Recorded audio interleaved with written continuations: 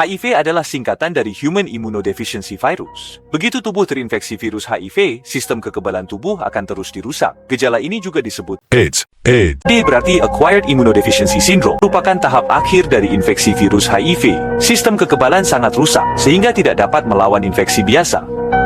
Ketika patogen asing masuk ke dalam tubuh dan menyebabkan infeksi, biasanya mekanisme pertahanan tubuh akan diaktifkan. Sel darah putih dalam sistem kekebalan tubuh akan membentuk garis pertahanan pertama dari penghalang kekebalan. Salah satu jenis sel darah putih yang disebut sel T limfosit penolong akan meningkatkan respons sistem kekebalan terhadap infeksi melalui dua cara.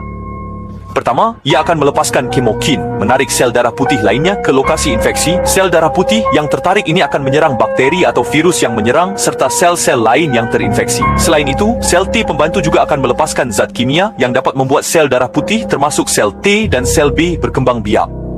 Sel darah putih baru yang disebut sel B akan menghasilkan suatu zat yang disebut antibodi yang digunakan untuk mengenali patogen asing tertentu. Bakteri atau virus akan ditandai sebagai target sistem kekebalan dan antibodi akan menghancurkan sel target setelah mengenalinya. Namun, setelah terinfeksi virus HIV, HIV akan bergerak dalam darah dan cairan tubuh, menginfeksi dan menyerang sel T pembantu. Ketika virus HIV masuk ke dalam sel, ia akan mereplikasi dalam jumlah besar dan mensintesis partikel virus, meninggalkan sel yang terinfeksi dan memulai siklus infeksi baru.